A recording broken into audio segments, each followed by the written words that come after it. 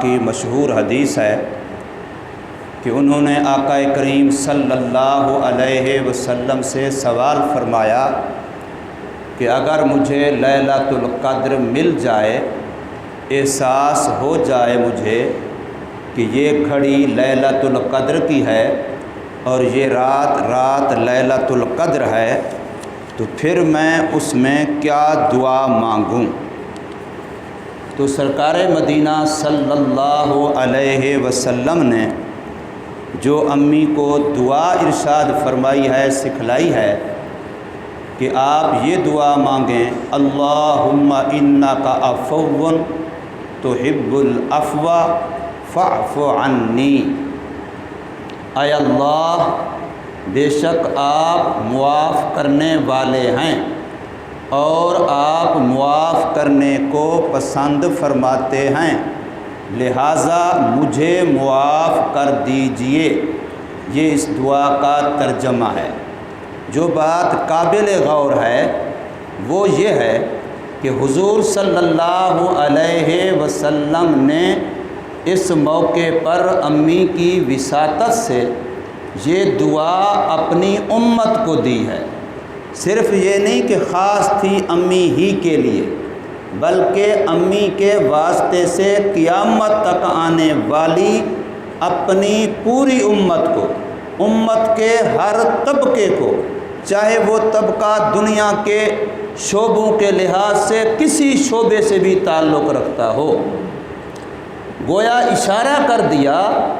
کہ جو موقع دعا کی قبولیت کا یقینی آپ کے ہاتھ میں آ جائے، جیسے لیلۃ القدر کا احساس ہونا، مل جانا، یہ دعا کی یقینی قبولیت کا ایک موقع ہے۔ تو زندگی میں اور بھی کئی موقع آتے ہیں۔ اللہ لے گیا روضہ اقدس پہ، اللہ تبارک و تعالیٰ لے گیا حرم مکہ میں، اللہ تبارک و تعالیٰ نے کوئی اور ایسا موقع عطا فرما دیا جس میں بندے کو اندر سے ایک احساس ہوتا ہے دل سے کہ اس وقت کی مانگی ہوئی دعا ضائع اور رائے گاں نہیں جائے گی، یہ موقع ہے اللہ سے لینے کا۔ تو اب ایسے موقع کے لیے جو دعا رحمت للعالمین محمد کریم صلی اللہ علیہ وسلم اپنی امت کو تعلیم فرما رہے ہیں، اس میں آپ ذرا غور کریں مانگا کیا جا رہا ہے کہ اے اللہ مجھے معاف فرما۔ اب یہی دعا خود پیغمبر صلی اللہ علیہ وسلم بھی مانگتے ہیں، جن کے بارے میں گناہ کا تصور بھی نہیں کیا جا سکتا، لیکن پھر بھی مانگ کیا رہے ہیں، اے اللہ مجھے معاف فرما۔ مانگ کیا رہے ہیں سرکار مدینہ صلی اللہ علیہ وسلم بھی، صحابہ کرام بھی، شہداء بھی، صدیقین بھی، اولیاء بھی، صالحین بھی، علماء بھی، زاہدین بھی، بڑے سے بڑا کوئی نیک ہے گویا اس کو بھی یہی تعلیم ہے کہ اپنی نیکی پہ گھمنڈ نہ کرنا، اپنے زہد اور تقوی پہ گھمنڈ نہ کرنا۔ بڑا میں سخی ہوں، میں نے بڑے دین کے فلاں فلاں کام کیے ہیں، میں نے بڑی تبلیغ کی ہے، میں نے بڑا علم پھیلایا ہے، میں بڑا عالم ہوں، میں بڑا مفتی ہوں، میں بڑا فلاں ہوں، فلاں۔ فرمایا نہیں، اللہ کے ہاں آپ بھی معافی مانگنے والے بنیں، عفو کا سوال کریں، عافیت کا سوال کریں، اللہ سے درخواست کریں کہ مجھے معاف کر دے۔ اب یہ معاف کرنے کی بات کون کہے گا؟ میں اگر اپنے آپ کو قصوروار نہیں سمجھوں گا تو میں کبھی کہوں گا کہ مجھے معاف کر دو؟ معاف کرنے کا میں تب ہی کہوں گا جب پہلے اپنے آپ کو قصوروار سمجھوں گا،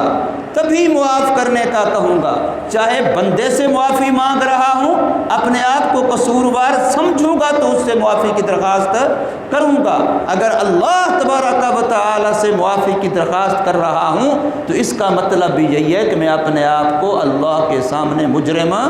مانوں گا، اقرار کروں گا، پھر معافی کی درخواست ہے۔ اب یہ کتنی عجیب تعلیم ہے رسول اللہ صلی اللہ علیہ وسلم کی کہ اپنی نیکیوں پہ گھمنڈ اپنے تقوی طہارت پہ، اپنی بزرگی پہ، اپنے کسی کمال پہ کہ میں دین کے لحاظ سے بڑا کامل ہوں، کبھی خیال نہ کرنا۔ اللہ تبارک و تعالی کی پاک بارگاہ میں اپنے آپ کو ہمیشہ مجرم و معترف کی شکل میں پیش کرنا اور اللہ سے عافیت مانگنا۔ اور عافیت اتنا محبوب چیز ہے اللہ تبارک و تعالی کو کہ نبی پاک صلی اللہ علیہ وسلم نے ایک موقع پر حکم کی شکل میں ارشاد فرمایا، اور یہ حدیث بخاری، مسلم، ترمذی شریف، سیاہ ستہ کی اکثر کتاب موجود ہے۔ فرمایا صلی اللہ العافیت، اللہ سے عافیت کا سوال کرو، اللہ تبارک و تعالی سے عافیت کا سوال کرو کہ یا اللہ ہر لحاظ سے میں عافیت کا طالب ہوں، میں عافیت چاہتا ہوں، میں عافیت کا محتاج ہوں۔ اپنے آپ میں ہر آن عافیت کا سوال کرو، چونکہ عفو،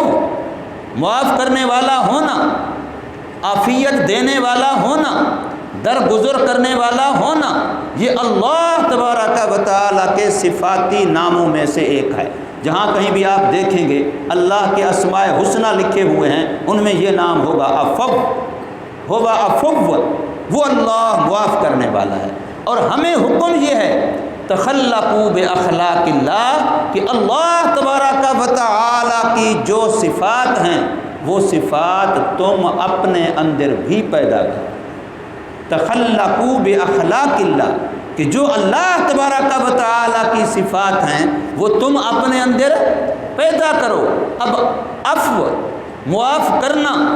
یہ اللہ کی صفت بھی ہے، اور صرف صفت نہیں بلکہ فرمایا تحب العفو، اللہ کو محبوب صفت ہے، اللہ کو پیاری صفت ہے۔ اب بندوں میں سے بھی وہ بندہ اللہ کو پیارا لگتا ہے جو اللہ کی مخلوق کو معاف کرتا ہے۔ بندوں میں سے وہ بندہ اللہ کا پیارا بن جاتا ہے، اللہ کا محبوب بن جاتا ہے جو دوسرے بندوں کو معاف کرتا ہے کہ میرا حق بنتا تھا مالی یا جانی، لیکن میں نے اس کو معاف کر دیا، میری ناراضگی برحق تھی میں نے پھر بھی معاف کر دیا، میرا غصہ برحق تھا میں نے پھر بھی معاف کر دیا۔ تو جو بندہ معاف کرتا ہے، اور خاص کر اس وقت جب وہ بدلہ لینے پر قادر بھی، انتقام لینے پر، بدلہ لینے پر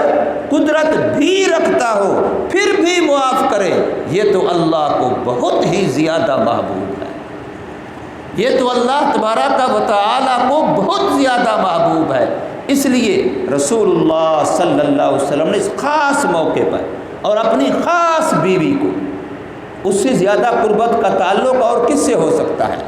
محبت کا تعلق اور کس سے ہو سکتا ہے؟ حضور صلی اللہ علیہ وسلم نے اپنی محبوب اور اپنی خاص بیوی کو، معلمہ کائنات کو، صدیقہ بنت صدیق کو، اس خاص موقع پر کہ اس سے زیادہ اہم، اچھا اللہ سے لینے کا اور کون سا موقع ہو سکتا ہے؟ یہاں تو کسی دولت کا سوال کیا جاتا، چلو اور کچھ نہیں، یہ مانگا جاتا کہ مجھے جنت میں بہت بڑا اونچا درجہ دے دے، یہ تو کہہ سکتے تھے، نہیں نہیں نہیں، فرمایا یہ مانگو کہ تو مجھے معاف کر، فاعف عنی، مجھے معاف کر دے۔ اب جب ہم اجتماعی طور پہ دعا مانگیں گے تو یاد رکھیے جتنی بھی قرآن مجید کی دعائیں ہیں، ان دعاؤں میں اس لحاظ سے سیغوں کی چینجنگ، تبدیلی کہ بندہ واحد کو جمع، جمع کو واحد بنائے، یہ جائز ہے۔ اب ہم کہیں گے فاعف عنا، جب اجتماعی دعا ہوگی، یا اللہ ہم سب کو معاف فرما، اکیلا بندہ ہے پھر تو فاعف عنی کہ مجھے معاف فرما، لیکن جب اجتماعی دعا ہے تو پھر فاعف عنا، اے اللہ ہم سب کو معاف فرما۔ اور خصوصاً جب امام دعا کرتا ہے، اس کے بارے میں تو ہماری حدیث پاک کی کتاب ہے سنن ابو داود، اس کے اندر 2 حدیثیں ہیں کہ امام اگر دعا کرتے ہوئے وحد کے صیغے استعمال کرتا ہے، یا اللہ مجھے فلاں چیز دے دے، یا اللہ مجھے فلاں چیز دے دے، اجتماعی اور جمع کا صیغہ نہیں بولتا، مقتدیوں کو شامل نہیں کرتا، اپنی ذات کی، تو فرمایا اس نے مقتدیوں کا حق مارا ہے، اس نے بخل کیا ہے، یہ بخیل ہے، یہ حدیث پاک میں آیا ہے۔ اس لیے ہمیں جس وقت اجتماعی دعا کرنی ہے تو پھر یوں کہنا ہے اللہم انک عفو تحب العفو فاعف عنا، اے اللہ ہم سب کو معاف کر دے۔ اللہ تبارک و تعالی ہمارے اندر یہ صفت پیدا فرمائے کہ ہم دوسروں کو معاف کرنا سیکھیں اور اس کا عملی طور پہ ہم مظاہرہ کریں کہ اپنے دل ہی سے دوسروں کو معاف کریں کہ یا اللہ جو بھی دنیا سے چلا گیا اب میرے حق کی وجہ سے اس کو آخرت میں نہ پکڑ، جو بھی چلا گیا خاص کر جو دنیا سے چلا گیا یا اللہ میرے حق کی وجہ سے کم از کم اس کو نہ پکڑنا، میں نے اس کو معاف کر دیا ہے۔ جب ہم دوسروں کو معاف کریں گے تو رب کائنات ہمیں معاف کرے گا، اس لیے کہ اللہ تبارک و تعالیٰ کو مخلوق بڑی پیاری ہے۔ اللہ تبارک و تعالیٰ عمل کی توفیق عطا فرمائے۔